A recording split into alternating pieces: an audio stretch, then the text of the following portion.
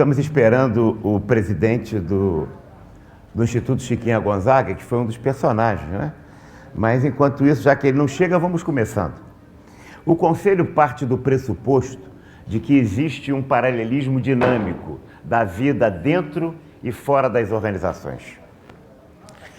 Que muito do que acontece, de que a arte imita a vida, mas certamente também a vida imita a arte. A produção cultural ao longo da história da humanidade, na música, na literatura, no teatro, na produção cultural em geral, tem muito de nos ensinar como profissionais de administração, operadores da gestão das organizações. É preciso compreender a gestão das organizações através das artes. E ao compreender isso, nós vamos aumentar, aprofundar, ampliar a nossa competência em diagnosticar a realidade, em perceber os fatos que nos envolvem e, em função disso, tornarmos mais objetivos enquanto executivos. Não há organização sem pessoas. Toda organização tem pessoas se relacionando com pessoas para a consecução de objetivos.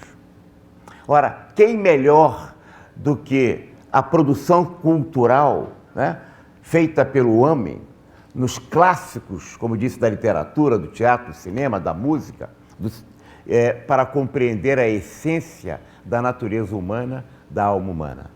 Muito mais do que os textos de autoajuda, como muito se ensina nas salas de aula de administração, infelizmente, tirando da nossa profissão um caráter de ciência, muito mais contribuem essa literatura clássica para a nossa reflexão. Portanto, quando nós... Obrigado, desculpe, você não estava... Não, é um pouquinho do microfone. Bom, sejam todos bem-vindos, não é? E a escolha do Mercador de Veneza é porque realmente trata de problemas de administração bem diferentes. Nós temos o Bassanio, que não administra bem os seus bens, e que é mais, durante a vida dele toda, até o momento que começa a peça, ele só fez foi gastar. Nós temos o Antônio, que é cuidadoso com seus bens, mas é muito generoso com as pessoas também. E nós temos o Chairo, que é o começo do sistema mercantil, sistema bancário, sistema financeiro, e que só emprestava juros. Então, nós temos problemas de administração, e esses problemas, a razão desse projeto do Conselho, debates culturais, é exatamente tratar disso. A peça, o que ela nos traz, e o Wagner Siqueira vai, então, colocar isso, muito bem, sobre a administração. Muito obrigado, Raimundo. Então, quando nós vamos ao cinema, a um teatro, é preciso que nós, profissionais de administração, façamos também as reflexões, os links, as inferências, as conclusões, as deduções do que aquela peça nos diz e o que nós vivenciamos na realidade das organizações. Senão, serão meras palavras mortas, serão meras letras mortas, que nos servem apenas para divertir. Mas a produção cultural, ela tem, portanto, um enorme impacto na nossa compreensão, naquilo que os médicos, por exemplo, estão perdendo, que é a capacidade diagnóstica. Porque não existe doenças em organizações, existe doente. Cada organização tem uma peculiaridade, uma característica, como as pessoas são distintas. Era a formação do capitalismo primitivo.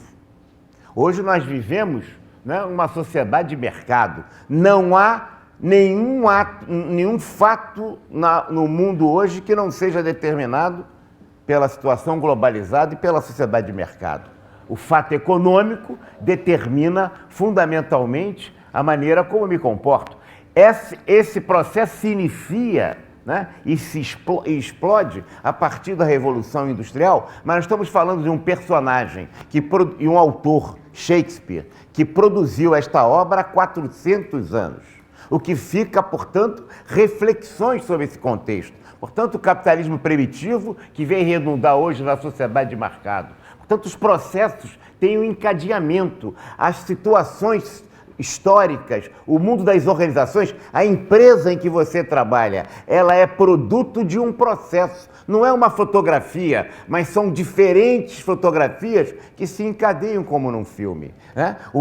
A situação que chegamos hoje, que se iniciou antes. Vivíamos um momento de totalitarismo religioso. Vivíamos? Ou será que vivemos hoje de novo? Nós vivíamos em pleno apogeu da Inquisição. E vejam que esta peça, há 400 anos, um totalismo religioso, não islâmico como hoje, mas um totalismo religioso cristão naquela época. As circunstâncias, né, eram muito similares ao que temos hoje. E o processo de globalização, que tanto se fala na mundialização da economia, vejam, capitania das Índias Ocidentais, capitania das Índias Orientais, quando ele fala os navios, né, navios de madeira, indo em diferentes destinos, e o processo da globalização e da mundialização que se criava, que veio redundar nas circunstâncias que hoje vivemos na sociedade de consumo e de crédito. Costumam dizer os novos analistas do processo que antigamente o economista dizia que a necessidade já era a oferta, né? Mas que hoje está ao contrário, né? A oferta que está gerando a necessidade. Por quê? Porque é uma sociedade de consumo e de crédito distinta do que se analisava antes. Próximo. O homem e suas circunstâncias. Shakespeare, Mercador de Veneza, Veneza há 400 séculos, há 400 anos, né? As circunstâncias mudaram, mas a natureza do homem, né, é permanente e universal. Eis aí uma mensagem importante que deve ficar muito marcada para todos nós, profissionais de administração, como determinante ou derivativo desta contribuição de Shakespeare.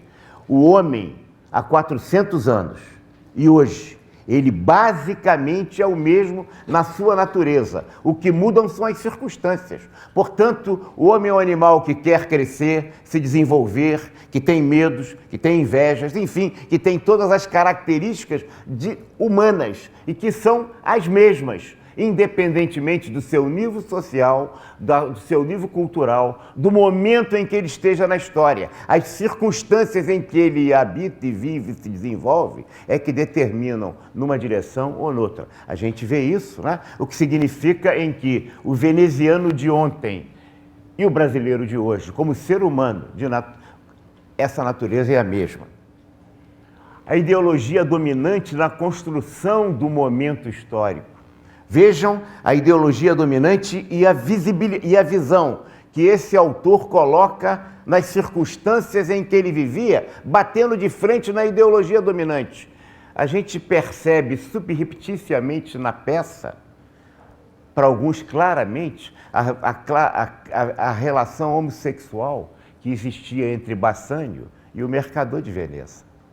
Nós estamos falando numa época em que o homossexual era condenado à fogueira da Inquisição.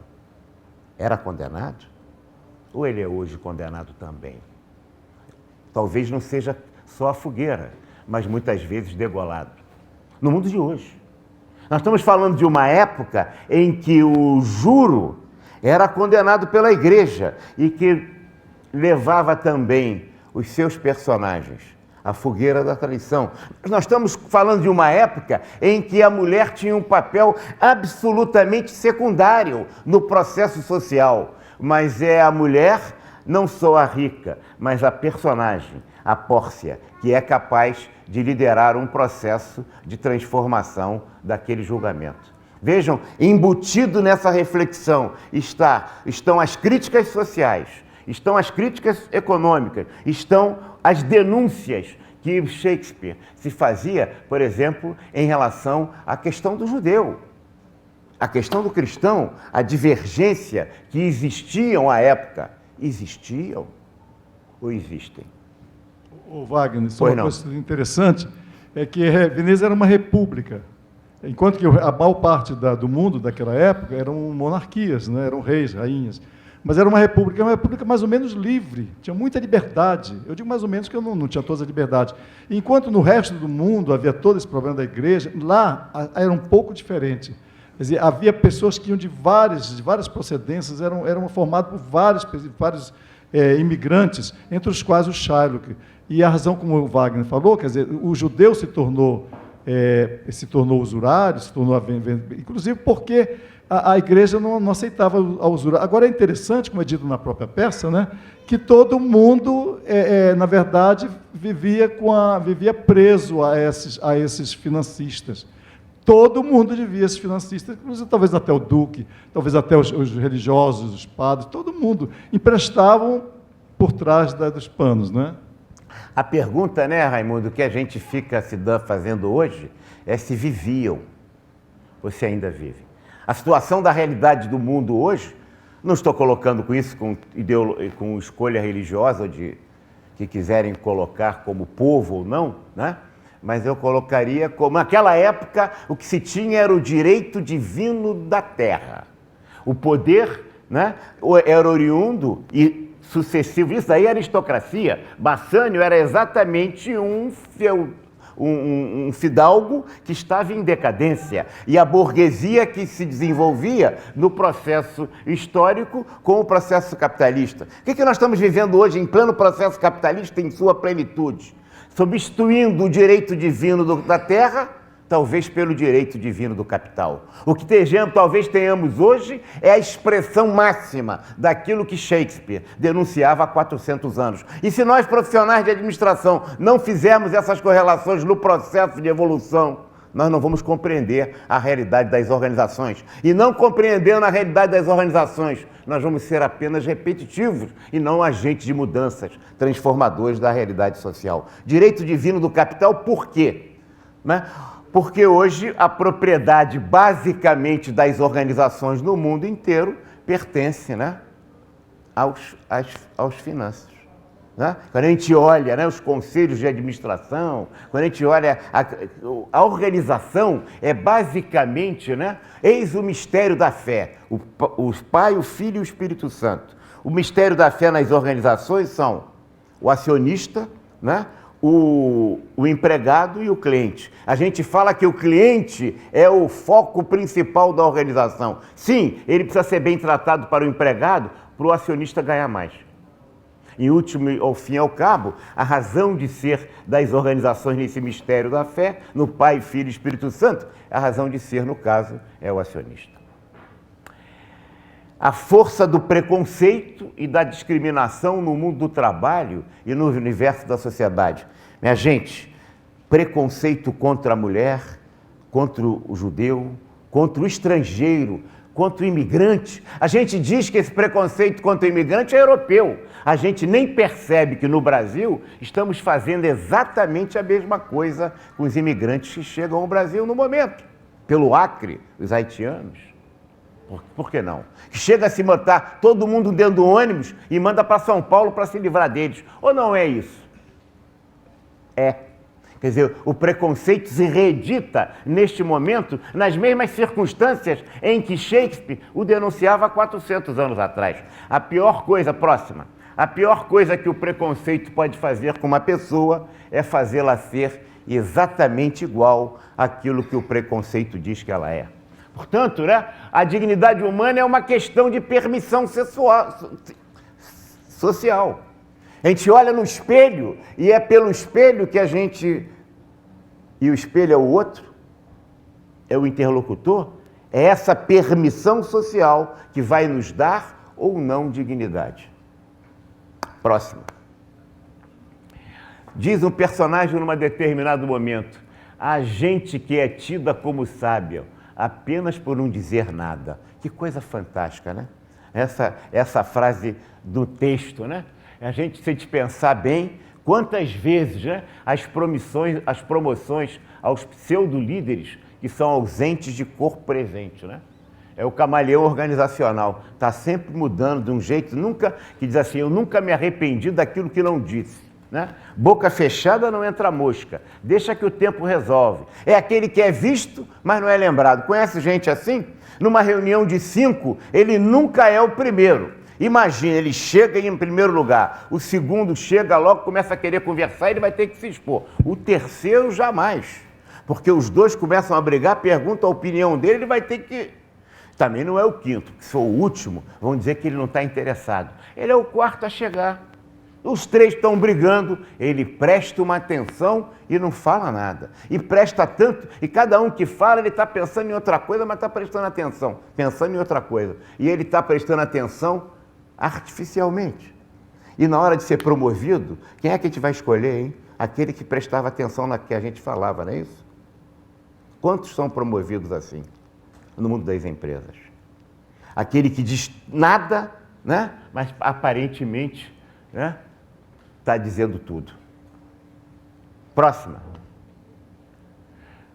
Tanto se adoece por comer demais, como por definhar a míngua, diz a Nerissa, né? Não é, portanto, nenhuma sorte desprezível a gente se encontrar sempre no meio. Ela bota na peça, pula para cá, quando está penteando o cabelo da sua, como é que chama? A sua ama. Olha aqui, as organizações também são assim. Tem um que nunca se arrependeu daquilo que nem disse e tem outros que dizem assim, é preciso dividir as diferenças, agradar a gregos e troianos, nem tanto ao céu, nem tanto à terra. A sabedoria está no meio. Vamos evitar os extremos, devagar com o andor que o santo é de barro. Próxima. Não é? E aí, ó, devagar se vai ao longe, o mundo não se fez em um dia.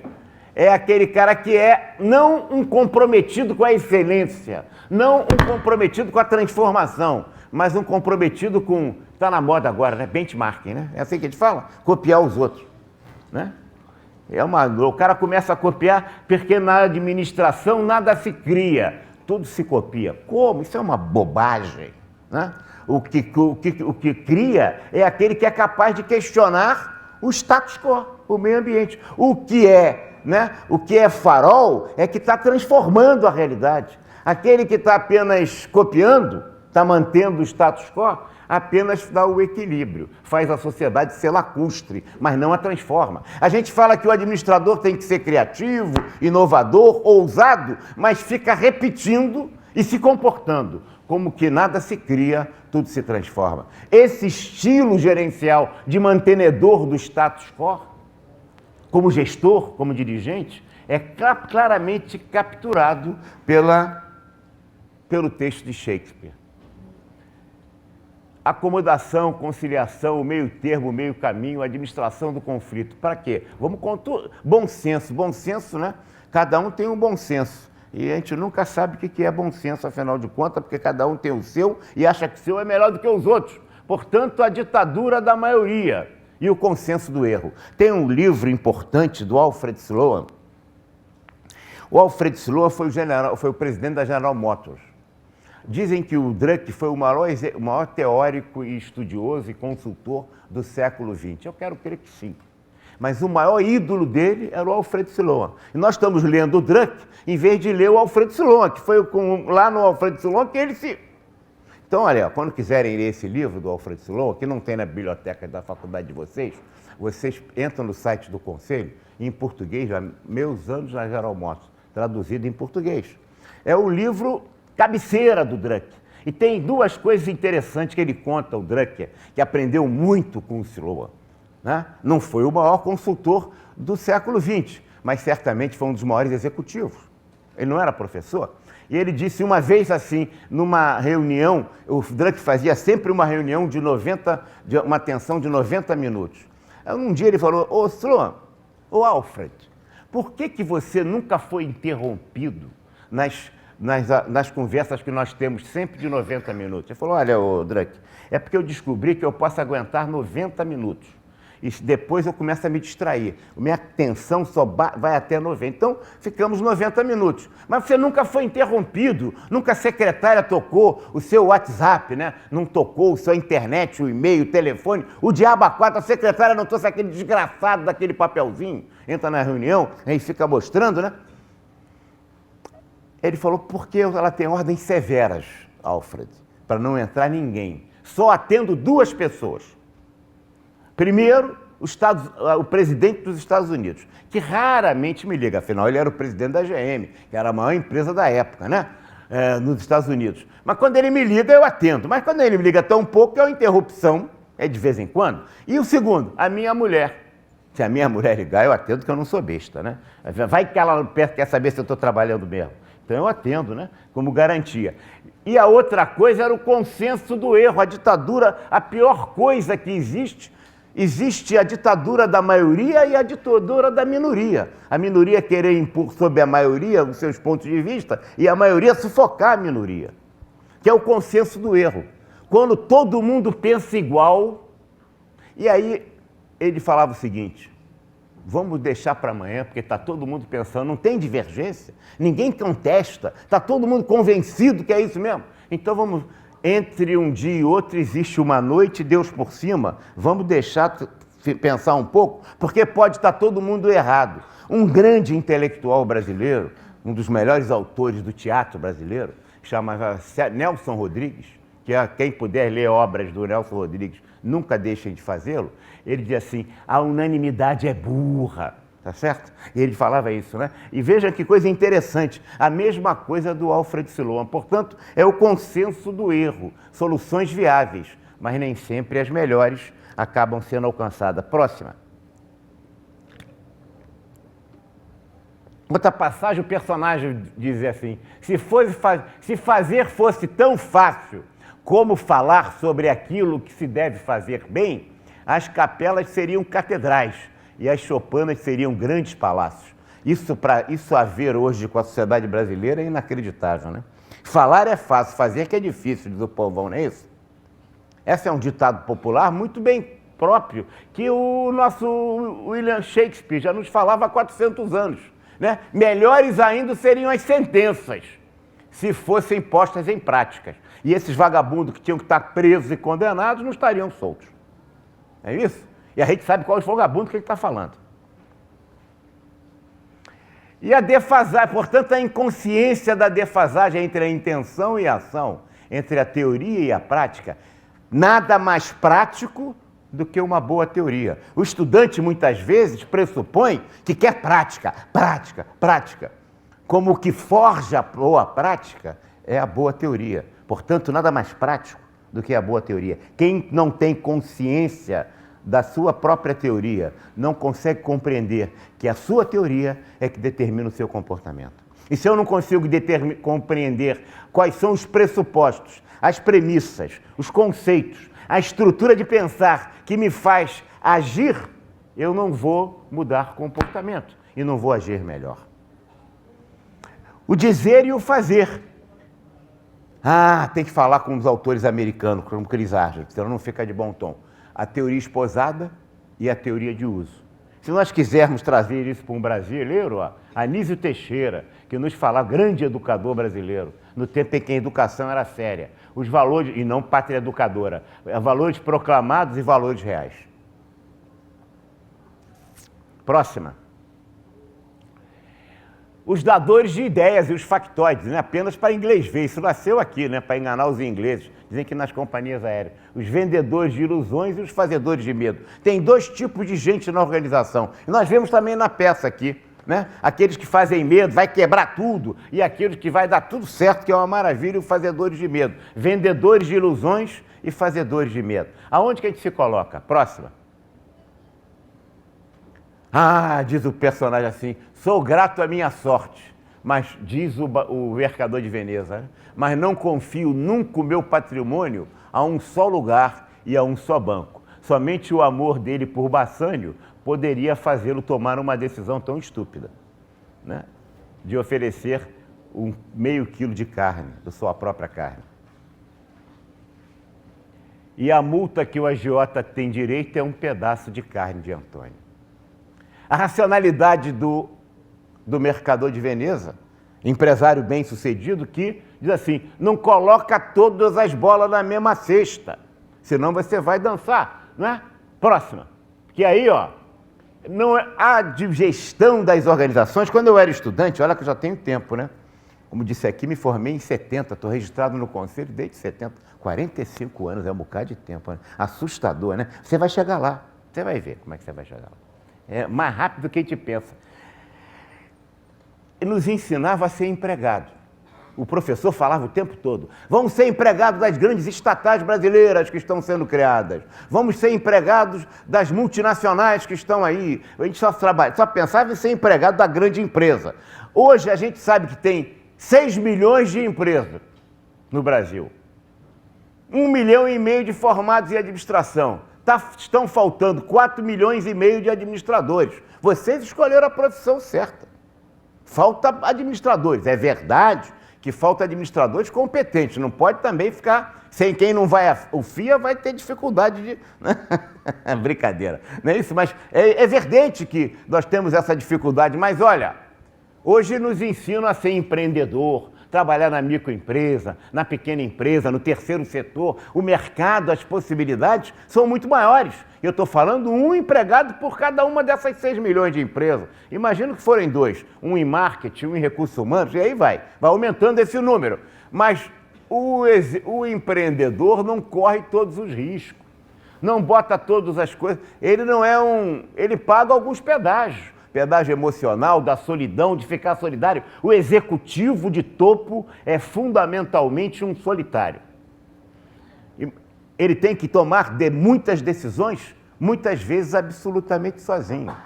Você imagina um presidente de qualquer organização, muitas vezes ele tem que ficar como sozinho, que ele não pode pensar e que as organizações não são com artimanhas e conflitos e jogos e invejas e ambições, porque as pessoas são assim, porque o ser humano é assim, e a gente está objeto e circunstâncias, como desaguadouro de todo esse cabedal, todo esse processo que existe no mundo, na sociedade e, portanto, na empresa. Como é que a gente fica aqui como... Esse pedágio emocional e solidão também do empreendedorismo, de botar o seu próprio negócio. O perfil do empreendedor, ele deve mesmo enveredar pelo negócio próprio? Essa é a sua opção? Então, vá firme. Ou você prefere trabalhar numa multinacional, numa grande empresa, enfim. Mas não é só ser empreendedor, assim como não era só no meu tempo, ser empregado de grandes organizações, né? O bom músico não tem que ser um bom escritor, a gente não tem que fazer as duas coisas. Bom, a gente já viu que dá com isso aí com o nosso Chico Buarque, né? Hein? Próximo. Na minha avaliação, tá certo? Vai acabar na Academia Brasileira de Letras, do jeito que vai. Há exceções, né? Pois é, quais? Claro, a exceção muitas vezes confirma a regra. A gente acaba perdendo um belíssimo músico para ganhar um mau escritor, né? Enquanto o portão se fecha para um, já tem outro batendo a porta, novas oportunidades que se abrem. Meus amigos, é preciso ver com os olhos de que se quer se ver. A gente vai dizer mais adiante, o que é visível, mas não é visto. Se a gente não tiver disponível, pronto para aproveitar a oportunidade, a gente não vê. E não podemos esquecer que toda situação de liderança é transitória e perecível. A nata do leite que está em cima é a que está em cima, mas é a primeira que azeda. O futebol é muito comum nisso. O time ganha o campeonato, vai jogar o jogo seguinte, até com uma equipe bem mais fraca, entra de sapatinho alto, perde o jogo. Não é assim? É. Porque relaxou na crítica, relaxou, dançou. Quem mais tem que se criticar é quem está mais na frente. Quem perdeu, normalmente faz crítica. Mas quem está vencendo tem que se criticar mais. Por isso que eu falo para o Felipe e para a Kátia. A gente está indo muito bem nesse campo. Agora, não relaxa não que o nego passa a gente. Não podemos dar mole, porque a nata azeda que está em cima. Toda situação de liderança é perecível. Foco nas oportunidades, não nos problemas que não produzem resultados. Não adianta ficar resolvendo problemas. A gente tem que perguntar qual é o nosso negócio? O que devo fazer aqui? Quais são as oportunidades? Como posso contribuir? Para fazer este cargo diferente, mais amplo, mais rico, mais progressivo, mais cheio de conteúdo. Ver o que é visível, como disse, e não é visto. Próximo. O Antônio Vieira, né? O maior autor da língua portuguesa, o padre Antônio Vieira, né? Quem não teve a oportunidade de ler os Sermões da Montanha, perde uma excelente oportunidade. E as obras em geral do Antônio Vieira, né? Ele nos fala, tem hora, nas cegueiras, né? A cegueira da arrogância. O pior cego é aquele que não quer ver. E não quer ver, pior, muitas vezes, porque é cego pela sua própria arrogância. O técnico tem muita tendência a isso. Nós temos que ter cuidado com isso. Eu aprendi uma técnica, então eu não vejo que os outros possam ser contribuindo. A cegueira da distração. A gente está distraído e não vê. E a cegueira da paixão. O apaixonado, o fanático, aquele que é vinculado a uma ideia, como uma ideia força, ele não vê mais nada, a não ser pelas lentes de sua própria paixão. Então a gente tem que ter cuidado, e qual é a cegueira que nos cega? Próxima. Se queres emprestar teu dinheiro, diz o mercador de Veneza para o Shylock, para o judeu, né? Não faças isso como se fosse para amigos. É melhor emprestar como se fosse ao inimigo, pois no caso dele vir a faltar com o pagamento, é com a cara mais alegre que tu vais extorquir do pobre coitado tudo o que ele deve. Parece que ele estava falando dos banqueiros brasileiros hoje. Né? Você assina aquelas letrinhas pequenininhas, aquelas vendas casadas, você precisa de um empréstimo, tem que comprar comprar um carro, tem que comprar um seguro, mais um seguro de vida, né? E se você não paga? Aí já não é o branco que planta uma árvore, que é da responsabilidade social, que é do respeito ao cliente, que é da ética empresarial, que é da empresa cidadã. São conceitos que a gente terá outra oportunidade de cuidar disso aqui mais um pouco. Próxima. Esse agiota ainda acaba se convertendo, diz o Antônio no Mercador de Veneza. Já se mostra até bondoso. Aí responde o Bassani: não, mercador, não confie nestas frases doidas por um biltre. Né? Se o capitalismo tivesse espírito público, certamente seria um grande sistema. É verdade que os outros foram muito piores. O russo matou 20 milhões de pessoas russas. O chinês matou 13 milhões de chineses. Os cubanos eu não sei, porque estão no segredo. Né? O banco que ri, não é assim que fala? Repactuar a dívida. Né? Estão sempre dispostos a repactuar a sua dívida. Aquelas cláusulas escorchantes, a vida casada e plante uma árvore. Como falei, direito divino da terra, temos agora o direito divino do capital. Próxima. Estamos terminando. Né? Se os ofícios e os altos cargos não fossem distribuídos de maneira corrupta, olha que coisa inacreditável, e as honrarias só fossem conquistadas pelo mérito, quanta gente que hoje é comandada não passaria a comandar. Ele em pleno apogeu da aristocracia, denunciava a aristocracia e valorizava a democracia. Ele valorizava o sistema do mérito. Parece até que ele sabe como é que são loteados os cargos aqui no Brasil, na administração pública. Só na administração pública, é? Vocês acham mesmo? Duvido, hein? Agora, mas veja, mas tem uns que são piores. Vejam que situação, né? Hoje, até os sindicatos brasileiros são contra o mérito. Esse é um princípio que só foi efetivado na história da humanidade, que o Shakespeare já nos trazia em 1496, 1595. Né? 1595, o Brasil estava mal descoberto, que só foi ser efetivado na Revolução Francesa, 1789. A gente lembra sempre do princípio da igualdade, da fraternidade e da liberdade, mas como substrato desses três princípios, existia o sistema do mérito, proposto pela Revolução Francesa. E hoje, a esquerda brasileira, a que assume o sindicato, é contra o sistema dos méritos. Sindicatos de professores contra o sistema do mérito. Você veja que maluquice que a gente está falando. Nunca se viu, né?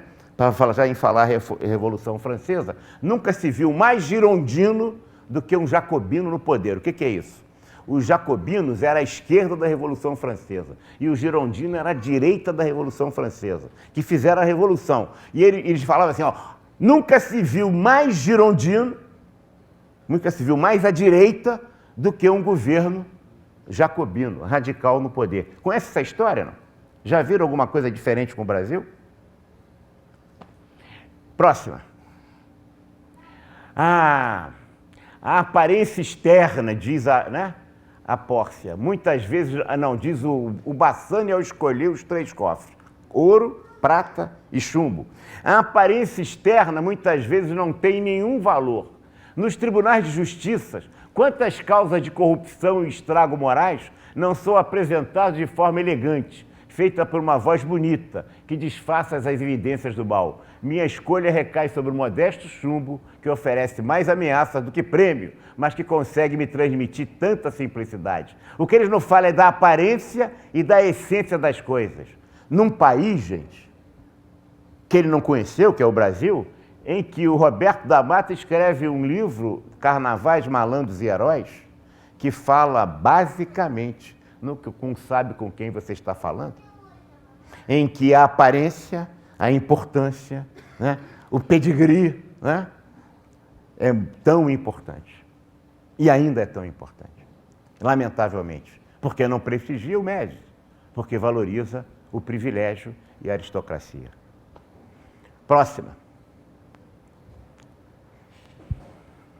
E aí, o Shylock, quando a gente pensa que ele está fazendo um discurso absolutamente antijudaico, a gente vai ver que, e lembro só que muitos judeus, naquela época, trocavam de nome e diziam que tinham se convertido ao cristianismo para não ir para a fogueira da Inquisição. Ou você acha que Siqueira não tem atrás dele um judeu? E Oliveira, e Junqueira, e Figueira, e Silveira. São cristãos novos, normalmente. E ele denuncia isso, e quando a gente... Olha que coisa fantástica. Ele denuncia esse processo numa peça, dizendo o seguinte: quando se pensava que ele estava fazendo o proselitismo cristão, ele estava defendendo os judeus. Ele sempre me humilhou, diz o Shylock.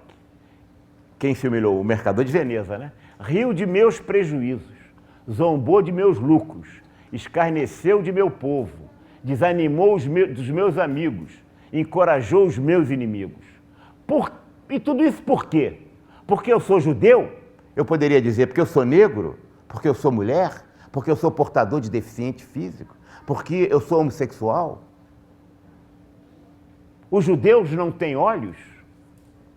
Os judeus não têm mãos, órgãos dos sentidos, inclinações, paixões? Não estão sujeitos às mesmas doenças? Não se curam com os mesmos remédios? Não se aquecem com o mesmo sol de verão e têm frio no mesmo inverno? Se tudo isso somos iguais a vocês, temos direitos iguais em tudo. É aceitar a diferença que ele produzia e que ainda hoje, no mundo, morrem mais de 400 cristãos por mês, apenas por serem cristãos. Hoje, conviver com a diversidade, conviver com a diferença. Nas organizações é assim também.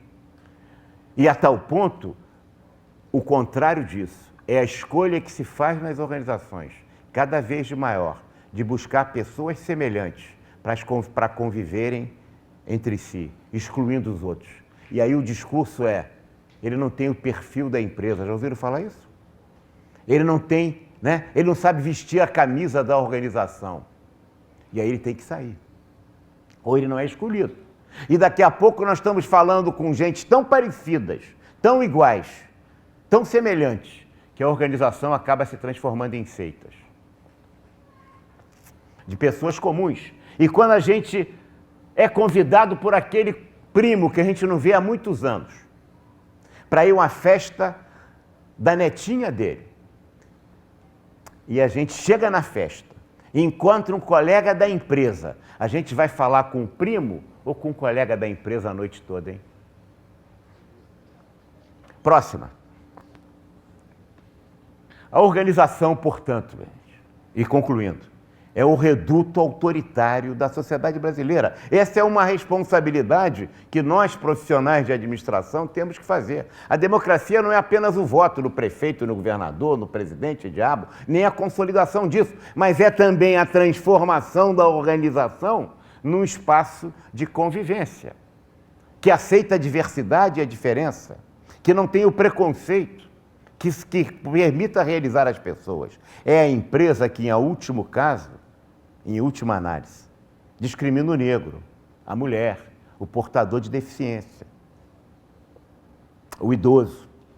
É a empresa que faz com que, efetivamente, o preconceito se torne uma realidade. A pior coisa, como disse, que o preconceito pode fazer com uma pessoa é fazê-la ser exatamente aquilo que o preconceito diz que ela é.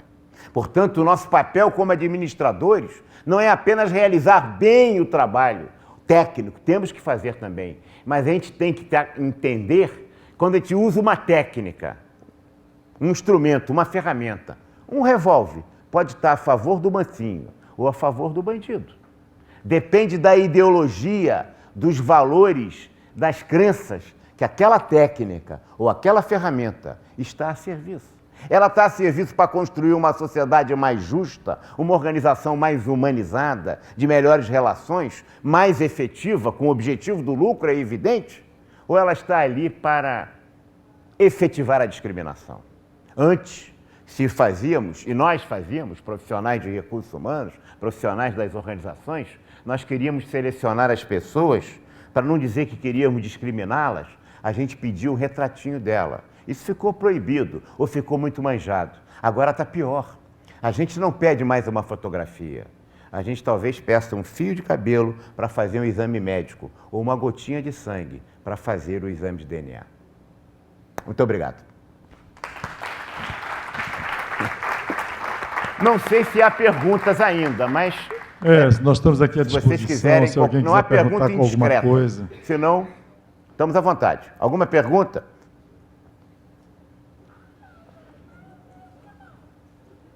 Cadê o Marcão que já fugiu? Bom, em nome do Instituto Cultural Chiquinha Gonzaga, queremos agradecer mais uma vez ao Conselho, ao Wagner, a toda a equipe, essa oportunidade de estarmos aqui, né, com o Mercador de Veneza. E uma boa noite a todos, muito obrigado. E não deixe, 17 de maio, a corrida do administrador. Quem se registra, tem que se registrar na corrida, porque a gente não pressupõe que todos vão correr, tá bem? Estamos lá, hein? Muito obrigado.